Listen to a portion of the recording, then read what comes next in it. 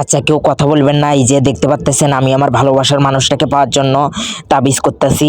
আপনারা দেখেন এই যে তো আমরা আসলে বেশি কথা টথা বলতে পারবো না। কেমনে কি আসলে আপনারা সবটি জানতে পারবেন আস্তে আস্তে। ফুল ভিডিওটা দেখেন, তাহলে সবকিছু জানতে পারবেন, বুঝছেন? এই যে সবকিছু কমপ্লিট হয়ে গেছে অলরেডি।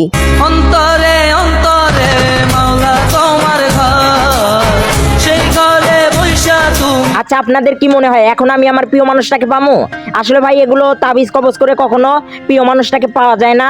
তার আগে আপনারা এই ভিডিওটা দেখেন। যেটা তোমার হওয়ার কথা ছিল ওটা তুমি কোনোদিন মিস করবা না, আর যেটা তুমি পাওয়ার কথা না, গোটা বিশ্বের সব শক্তিকে হাতের মুঠোয় আনলেও সেটার দেখা তুমি পাবে না।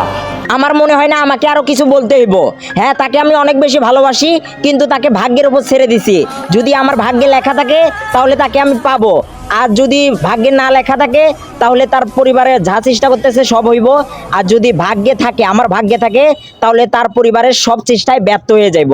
আসলে এই সব করে কখনো প্রিয় মানুষটাকে পাওয়া যায় না। আর আপনারা হয়তো বা ভাববেন যে তাহলে এই ভিডিওটা আমি কোথায় পাইলাম।